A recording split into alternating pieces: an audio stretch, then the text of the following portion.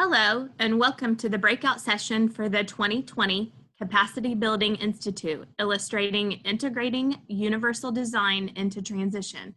I hope that you have your favorite drink and are able to learn some tricks and tips from our speaker today about universal design and learning for transition. I'm Wendy Ritz from the Indiana Secondary Transition Resource Center. Our guest speaker today is Dr. Loui Lord Nelson. Loui is an international educational consultant who focuses on universal design for learning and cultural responsive teaching. Okay, here we go. So hi, everybody. I am Loui Lord Nelson, and I'm going to take you through today's presentation on integrating UDL and transition, a focus on secondary education. So I'm just going to give you a little bit about me. So I was an 8th grade special education paraprofessional in Washington Township. And then after that became an 8th grade collaborative special educator in Lawrence Township at Fall Creek Valley Middle School. So I was in those positions for 8 years, and then I went off and did the whole PhD thing. I came back to Indianapolis, and I worked for Noble of Indiana, which is a service provider here in Indianapolis and provides post-secondary supports to individuals with intellectual and developmental disabilities. And so that all of that together provided me with this wonderful view of that lifespan, that section of the whole thing of how we get started in that formal part of transitioning. Obviously, we need to start the whole process of it much, much earlier when we're working with our learners. But the formality of it began during that 8th grade year. And then seeing how learners went through. And then, quite honestly, there were a number of my learners from when I taught in 8th grade who actually received services from Noble of Indiana. So I have carried those lessons because I saw some really awesome things. And then, quite frankly, I saw some missteps. I saw where things probably could have happened a little bit more smoothly and a little bit better for all involved. So I've carried those forward into my life that I now exist in, which is in the field of universal design for learning. So next, I'm going to talk to you a little bit about how this session is designed. It's going to be, 35, 45 minutes, somewhere in there. And that includes some time that I'm going to ask you to participate in some different ways. And one of those is pretty soon I'm going to have you go to a Google Doc that you'll download. And I've given you all the instructions, and you need to download it because in Google Drive world, if you enter your information and you're in Google Drive, everybody sees it. And this is designed so that you would take this with you. And so again, I take you through the steps of downloading it and turning it into a Word document so that you can have that and expand that and work on that. Also, during the little work sessions, I have music that I will play. And that's just to help give us all just kind of passage of time and sense of that. You'll see a counter up in the upper right-hand corner. In addition, I will mute my camera and then also me, just so I don't interrupt you. If you want to mute the music, totally fine, right? That's option. But just watch the screen and know it's going to go forward. Now, here's the other cool part. The way this asynchronous is developed, you can just take your little scroller and just fast forward through that if you want to. You get to do that in this type of an asynchronous environment. Use it as you need to use it. So that's the best part about the whole thing. Okay, so now we're going to move on to the goal. So the goal of this session, I'm going to offer you some ways to think about the supports that you offer throughout this realm of transition. And to get us started, here's where we're going to start with a little bit of that music and that work. I have a Google Doc I've prepared. On the left hand of the screen, you can see there's the link to it, and I put it into a bit.ly. And on the right side, though, I give you an example that if you want to do the whole analog thing, you just want to take a sheet of paper and you want to put it into 4 sections, that's fine. You'll be using both the front and the back of that piece of paper eventually. So what I'm going to do right now is give you about 2 minutes and 15 seconds to do this whole Google Drive thing. if you complete that, or if you get your analog paper set up really quickly, if you go to the bottom of the screen, you'll see a web link, which is the udlapproach.com. That's my website, but that's where I also put all of my podcasts and the associated materials. So what I'd like for you to do is, again, if you finish within your 2 minutes and whatever seconds, go ahead into books and media. When you get to the website, go to books and media, choose whatever episode you want to choose, and just read one of the blogs. They're always short. I do 2 pages maximum when I'm typing those. So it'll just give you a way to use that space and to continue thinking about UDL. All right, so I'm going to go ahead, start the music, and then I'm going to, again, mute my camera and my voice.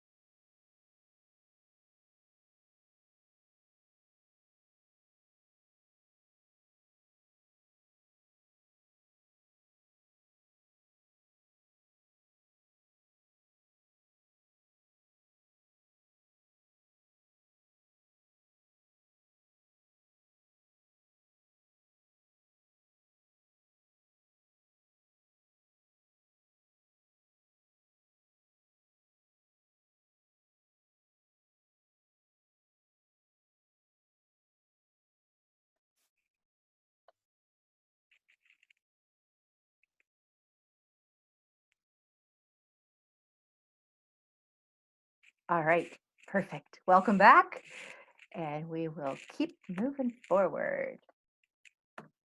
There we go. Okay, in the upper left-hand portion of that document, I would like you to enter things that you know about UDL and things that you wonder when it comes to UDL and transition. And again, I have some music, so mute if you'd like. This is going to be about 1 minute and 30 seconds or so. And those of you who are familiar, this is the KWL type of a chart, but just to know what you know about UDL, and then also the things that you wonder about when it comes to UDL and transition.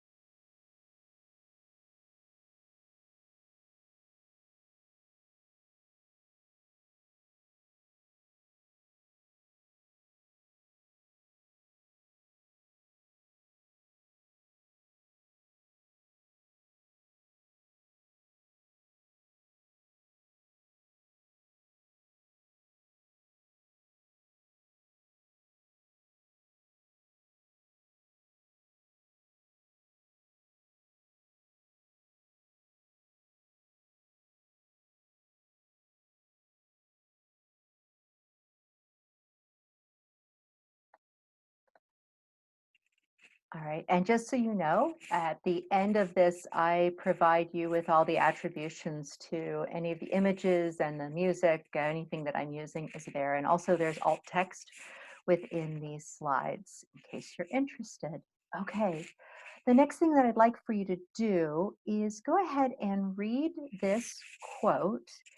Just so we both have all, boy, I hope there's more than one other person here.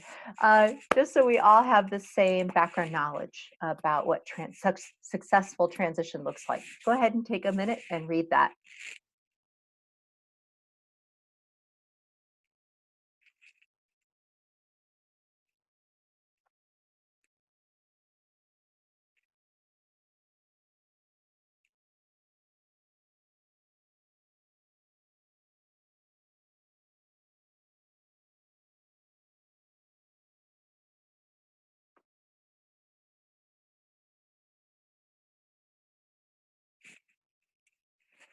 All right, so what I find most powerful about that particular quote is the word dreams. So I know that my eighth graders had a lot of dreams.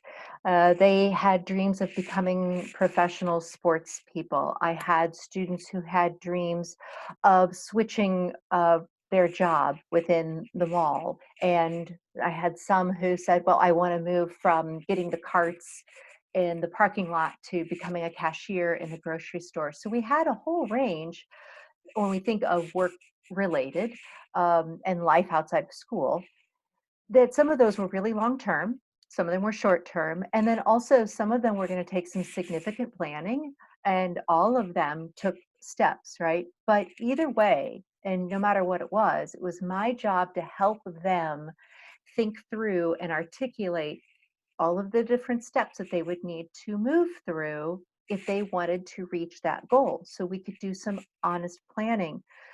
There's a lot of talk. We all are very concerned when we hear students make goals or have these dreams that we feel are, well, is that really going to happen?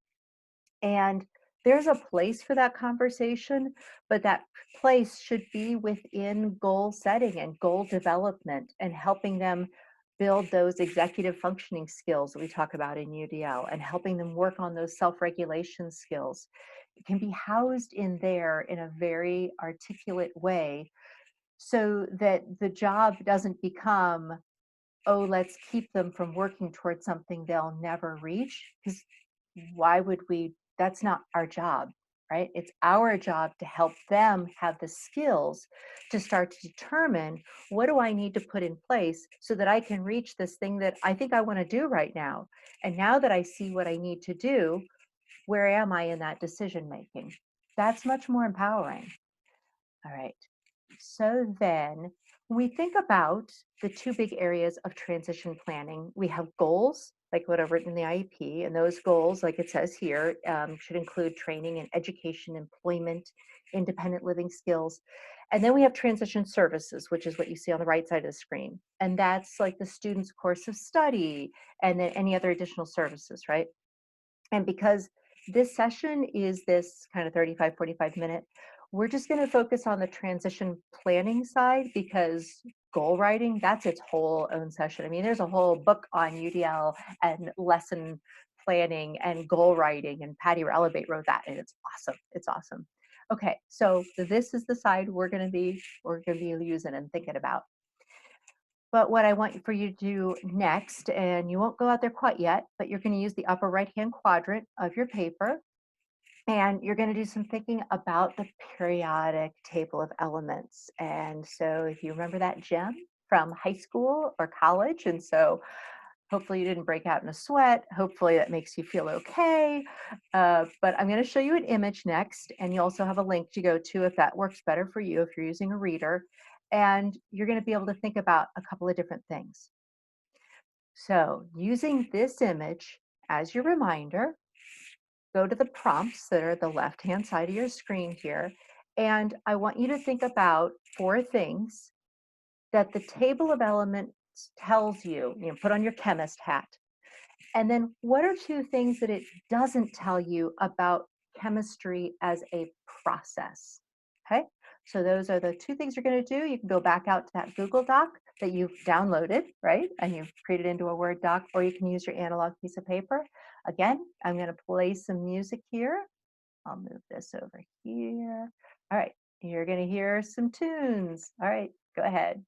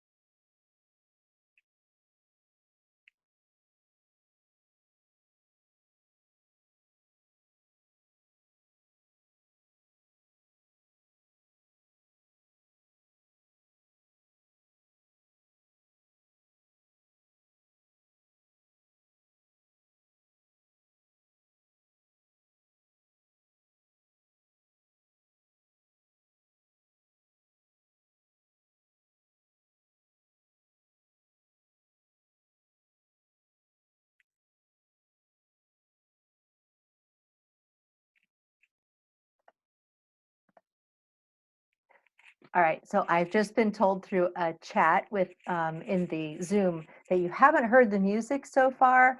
I unmuted my microphone, hoping that that works. And if it doesn't, hopefully you're seeing the countdown at least when I scroll over the little music sign so that you can have a sense of time passage. So I'm sorry that you're not hearing that. Hopefully we've figured that out. Bummer. Okay, well, I am going to take you, we're just going to keep moving forward. But first, I'll see what this says, because I'll find out. I'm going to find out. Can see the time, but we're still not hearing the music. Oh, so sad, because I worked hard on that music. Okay, well, you at least know where I found the music, and you maybe you can occupy your time for the for the time that we're talking about. All right, so here we go. Let me move us forward. All right. So when we thought about the periodic table of elements and we think about what does that tell us? Um, so I'm assuming that you found some things like atomic weight, and you found some things, I'll put this back up. So things like atomic weight, and you notice that there's spaces like the noble gases are all grouped together. Maybe you saw that they'd be able to tell that other elements are grouped according to color. Okay. But things that you can't see that a chemist needs to know when it comes to process, that's just not on here. Like they can't tell what the scientific method is. That's not in here, but you have to use the scientific method if you're going to perform a chemistry experiment. And then this doesn't tell you anything about what tools you're going to use when you're going to do an experiment. It's not on here, but that's okay. Now let's think about how all of this relates to universal design for learning. This graphic organizer is the really popular one. It's the main one that everybody knows about, CAST, who created Universal Design for Learning. They have, over the years, improved and improved and improved on this graphic. But this is what we see. It's kind of like our periodic table of elements. So periodic table of elements is a framework. That is a framework. And so we talk about the framework of UDL. Bing, here it is. All right, the framework of UDL. And this is the graphic organization of it. This is the way we represent it. And let me give you some highlights just in case you don't know this. Some of you do. This will be fast, I promise.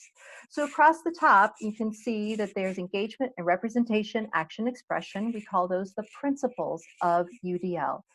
And whenever you see the color green, that's associated with engagement, and purple is always associated with representation, and blue is always associated with action and expression.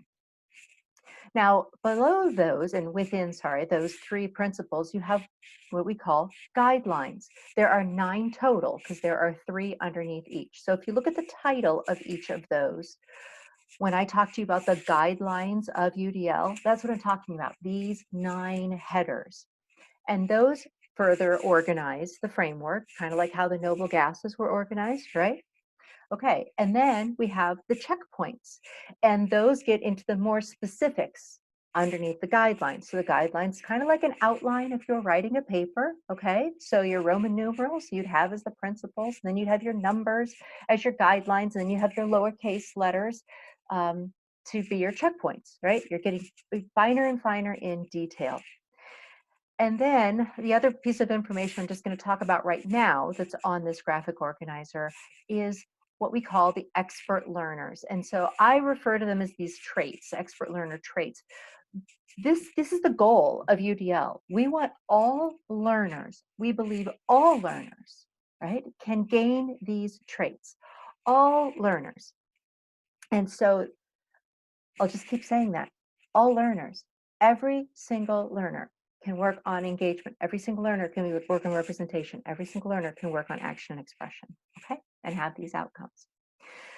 So what you're going to do next is I'd like for you to take a trip out onto your internet and look at udlguidelines.cast.org. What that is an interactive representation of this exact same graphic organizer. And I'm going to ask you to click on one of the guidelines underneath the principle of engagement. So you'll go to your far left column, the green one. I don't care which guideline. It can be self-regulation, right? It can be recruiting interest. It could be sustaining effort and persistence. I don't care. Choose one of those and just do a little bit of reading on it. And I will click on the play music button. You can't hear it, but you'll see the clock. And then you'll also hear my voice when it's time to come back. So let's go ahead and do that.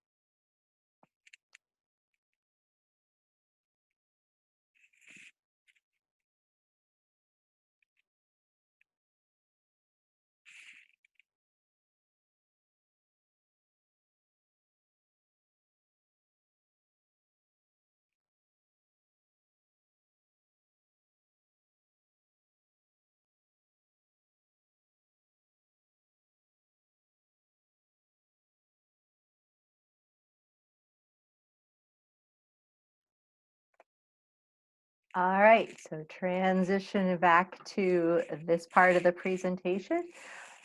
As you were reading about any of the guidelines, then hopefully you were starting to think about how those help our learners become more purposeful and motivated. And something I want to mention is that even though each of those traits, so purposeful and motivated, resourceful and knowledgeable, strategic and goal directed, even though they're aligned, there's crossover because our brain is all totally interconnected, right? Everything we do relies, like Broca's region, which helps us create the speech that we actually give through our mouths, right? That's the section of our brain that they know fires and then da da da da da, speech comes out. That doesn't work independently. There's like hyper connection going on. It's really exciting. But we would never think, because the brain works that way, that these things are so linear. But what they did at CAST for us was to help us understand by organizing all the research this way, because this is all researched, evidence-based research that comes from education and special education and psychology and cognitive psychology and understanding how the brain works. Um, all of those pieces together, they organized them in such a way so that we would have a better sense, because we're not neuropsychologists. It's hard for us to think in that messy way. At least it is for me. So it's nice to have something that gives us something that's very linear. Okay, and let's move forward to, oops, did I skip one? Yes, 10. Okay, so when we think about that periodic table of elements, and I said there was the hidden parts, I got to thinking about this a lot when I was presenting to different audiences, and actually, more specifically, when I speak to audiences who English, that's not their primary language. It is for me, but here I am in Japan, or here I am in Europe, in one of the many countries where English is not the primary language. And so maybe I have the good fortune of speaking to people who English is it's a secondary language that they're using. But these are concepts. And so through that, I designed this, and out of that came a coloring book for adults to learn about these parts of UDL that aren't in that graphic organizer. So I'm just going to talk you through some of these really quickly.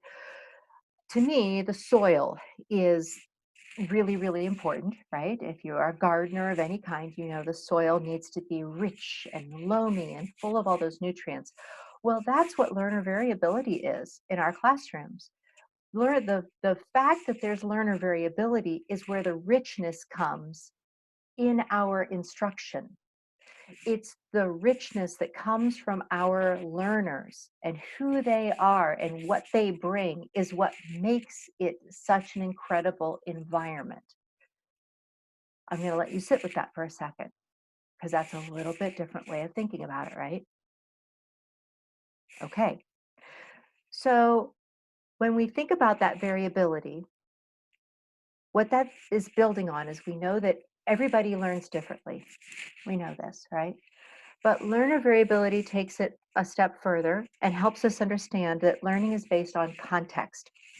And context is place, it's topic, it's people, it's emotion. All of those things come into context. You're in a context right now. I don't know what it is. So I'm doing my best with my knowledge of the UDL framework to create a learning platform and experience for you that will engage you in different ways, where I'm representing things in different ways, and hopefully finding ways for you to work on that action expression and then your own executive functions throughout our time together. Okay. But this is where UDL is, where we figure out it's most effective, is we realize that we are planning for that variability that is going to be in our learning environments. It's going to be a part of transition when we think about how we're designing our environments to support all of our different learners and who they are within their own variability.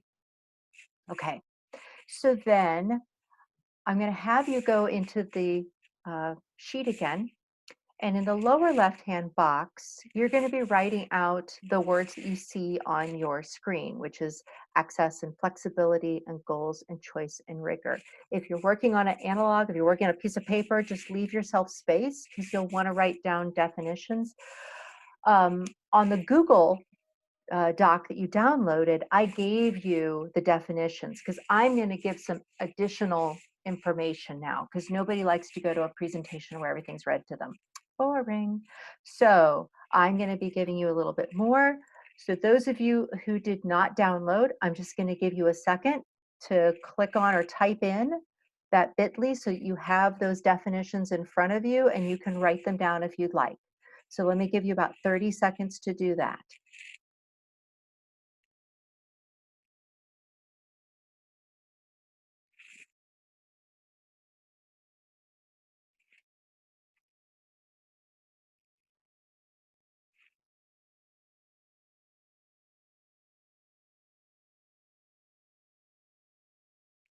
All right, we're getting close. And of course, as always, it's asynchronous. You could just pause. You could do what you need to do. It's awesome. All right. So first of all, when we think about access, the UDL framework helps us go way beyond what we usually think about as the physical and academic access. We also think about that social, emotional access. That's just really key. How is the learner connecting with the topic or the skill? How are we giving it to them so it's going to stick, so they'll have that connection and see the benefits of continuing with their learning? They're going to learn it, go, oh, I have some interest in that because this does connect to who I am and what I'm interested in. And now I'm given some supports to help me stick with whatever this task or skill building is. So I'll keep going. And then also we help them figure out ways to kind of guide their levels of self-independence or learning independence and self-guidance. So what I'd like for you to think of is an example of a transition service. So remember, that's either an example from a course that they take in their course of study or something that's an additional service. And I just want you to brainstorm a little bit on some examples and non-examples that you think of when it comes to transition services and access. Just going to give you about 20 seconds.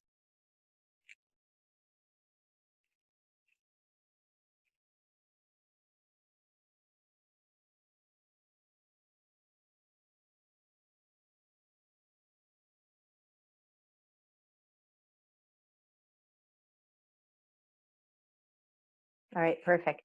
Flexibility. So what tools are we providing to our learners so they can have access, right? Whether that's assistive technology or simple modifications and accommodations, what supports are we providing in all contexts? And again, flexibility, it's the different tools. So in the UDL community, we talk a lot about digitally based items. That's how things got started with CAST. And so, think back, well, I don't know, some of you may not be old enough, but if you think back into the late 80s, that's when we had, Apple IIe was a big hot thing. And all of a sudden you could have programming that allowed you to not only put the text on a digital screen, but this was the beginning of being able to click on a word and see a definition or have text to speech occur for you, right? So this added flexibility to this act of reading and comprehension and decoding, okay? But flexibility is even taken on a deeper meaning in today's world because we're so used to a lot of the flexibility that we get from the different digital tools, but you can have flexibility in analog too. Because remember, what we're doing is we're thinking about the different tools and processes that we're using that allow our students to access in all the different flexible ways, the different ways that we're doing that. So again, think about some examples, maybe some non-examples, meaning the things that didn't go so well, when it comes to transition services and flexibility.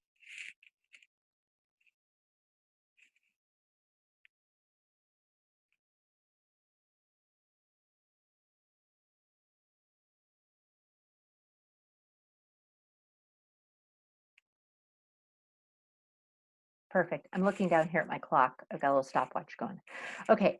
And goals. Any goal, it has to allow for access and flexibility, right? If not, then we're not going to have the space necessary for you to implement UDL. Goals, we can think about those when it comes to what we're writing related to transition or what we're talking about when we're teaching a lesson. What you want to do is identify what it is that the learner is going to gain. So it's either the skill, the task, right, the knowledge, and but you leave out how they're going to do it. If you leave out that how, then all of a sudden that flexibility can come in.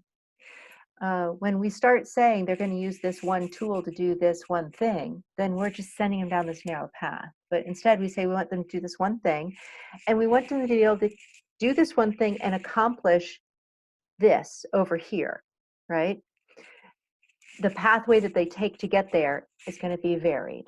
So, what are some examples and some non examples that you have seen when it comes to transition services and goals? What kind of goals that are set for students, and where it's been a good example and where it's been a non example?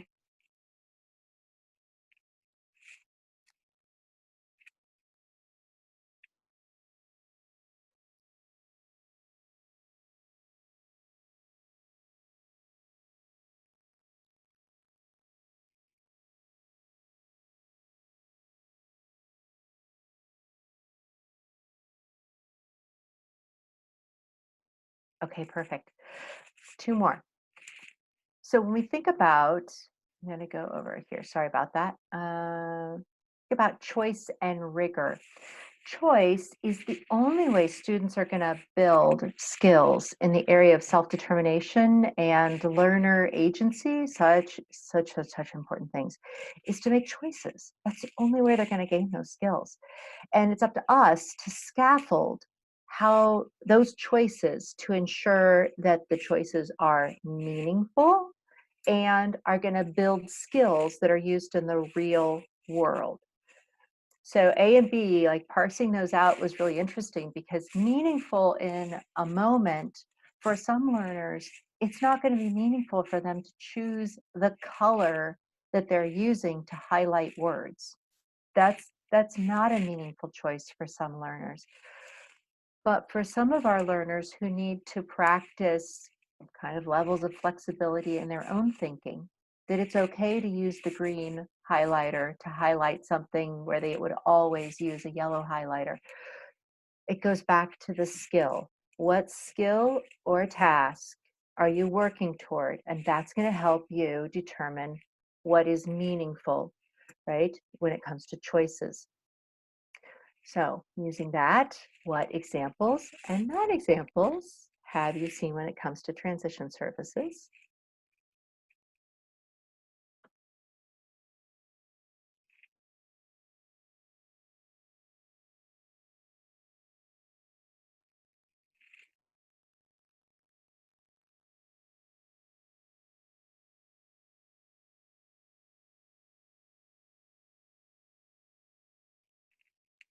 All right, and then rigor. So I really like Robin Jackson's work on rigor. I think that she helps us operationalize it. All students need to experience rigorous learning, every single student, because it's only through rigor that we experience growth. So in UDL, we talk about novel learning because that's what the cognitive scientists call it. So novel learning is the new stuff, right? It means the learner is trying out something that's just new enough that it's going to challenge them, but that newness doesn't create such a gap that it's overbearing or extensively challenging. When that novelty is too far, then we can't, it's really hard to sustain your effort and persistence. So think about something that you've tried to learn before and the jump was too big. Maybe it was a musical instrument, maybe it was a foreign language, maybe it was bike riding, maybe, you go through the list. When that learning was too far, and so then your ability to sustain your effort and persistence, pardon me, was probably waning. It was hard. And depending on the scaffolding that you were provided, the supports you were given from people around you, depending on that was whether you were able to accomplish that novel learning. But what we're saying about rigor is that there needs to be rigor. And the way you know about it are these ways that I've helped lay out in that definition that you have either written down or that's on that Google Doc that you downloaded. So think about some examples and some non-examples when it comes to your learners who are within transition services. What are they experiencing that is rigorous, and what are they experiencing that's not rigorous? So go ahead and think about that.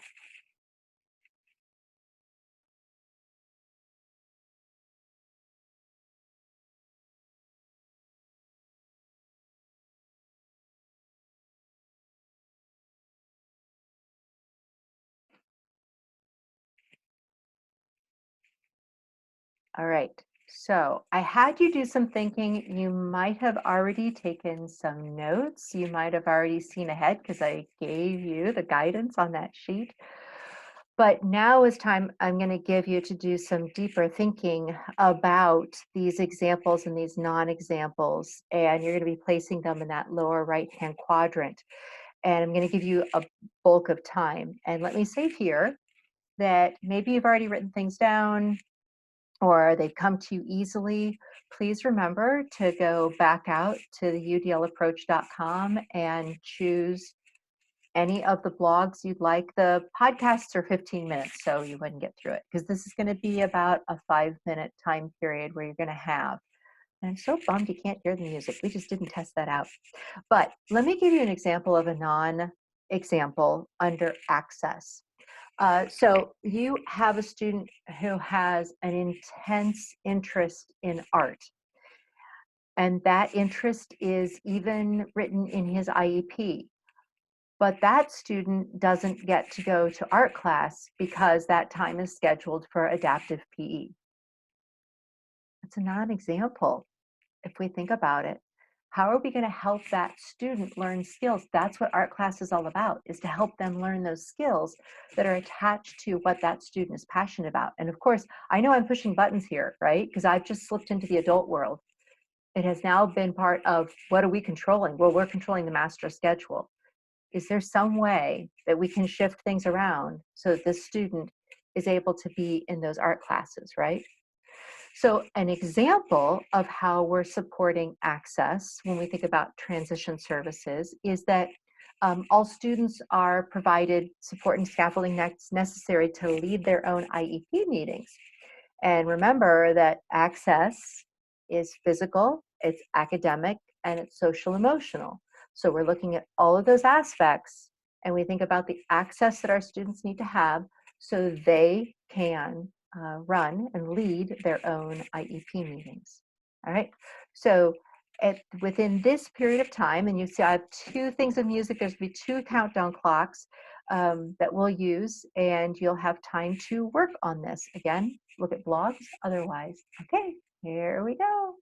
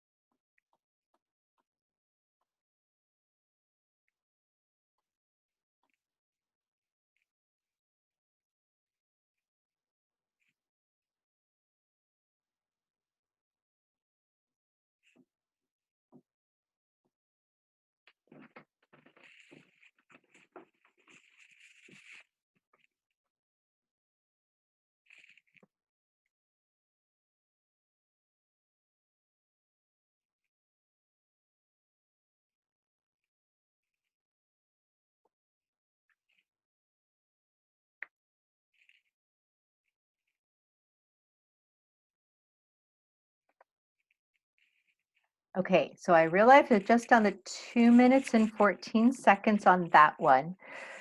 But what I'm going to do is push us forward into the next part of this because you can combine the work you were doing because I'm going to go up against my 45 minutes. It's never a surprise, right? Okay, so let me take you into this next piece that you're going to do. And so to help you understand where we'll go. Okay, again, you'll want to be using or referencing that Google document.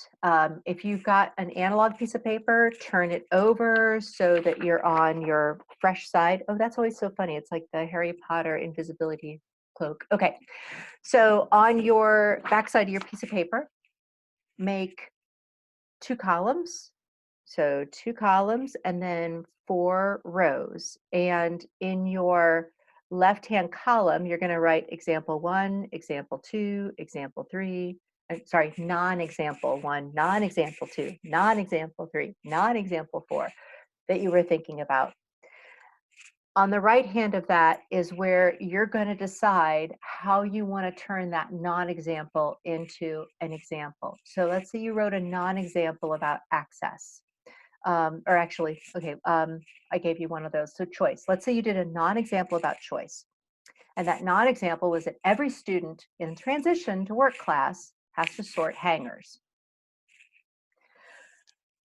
So when we think about access, choice, goals, I'm sorry, access, flexibility, goals, choice, and rigor, and you chose choice, you're like, how can I make this difference? Well, not all students are drawn to anything that has to do with hangers. And so let's get rid of that and have some other options for them to work on. So they're building the same kind of skill, but they're not dealing with hangers. Why hangers? You don't have to do hangers. I know it's because maybe there was a connection of dry cleaning business, but not every kid's going to want to do that. Okay, so it's your turn to dig in.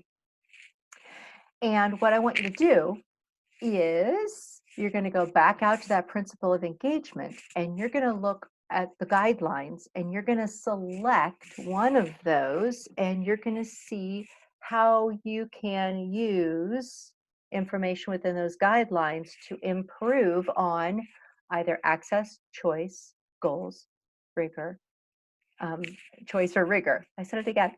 Access, flexibility, goals, choice, or rigor. That's the work that you're going to be doing when you connect these two.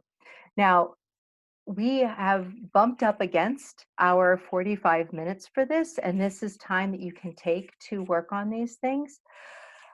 What I'm going to tell you is that you can always access me. You have my email address down there. You're welcome to get a hold of me at any time to talk through these things. What I'm going to suggest is that you are thinking about, let me give you that example of the choice and with the hangers. That came because when I think about recruiting interest, that very top guideline under action and expression, you talk about autonomy and choice, right? That's just built in there. That's perfect. But even if you go down to sustaining effort and persistence, and we want to minimize threats and distractions, well, if a student doesn't have any connection to dry cleaning, then actually that's a huge distraction for them. They aren't going to stay connected. So I want to show you how interconnected those guidelines are and how you can think about them that way too. But as you dig into them more and you get a better understanding of them, then you can start weaving them into your thinking about transition, okay? So I want you to, as you're thinking about, again, this transition, what you're already doing, it's already big thinking, bring these ideas together. And of course, Margaret Mead sends us out with her wonderful quotes that so never doubt that any small group of thoughtful and committed citizens can change the world. Indeed, if it's the only thing that ever has, we are that small group. I want to say thank you. And again, this is the attribution. So I'm sorry you didn't get to hear the music, but this is where it came from. And then all images are hyperlinked in there so you can know where I got those from. So thank you very much. I hope you've enjoyed this past 45 minutes plus with me and hope to hear from you. See you later. Bye-bye. Thank you, Loui, for this great presentation. In closing today, we would like to thank you for giving us your time and remind you that if you take our quiz, you will receive contact hours for viewing. Be safe and well, and continue to do all the good things that you do within our state of Indiana. Thanks. Bye, everybody.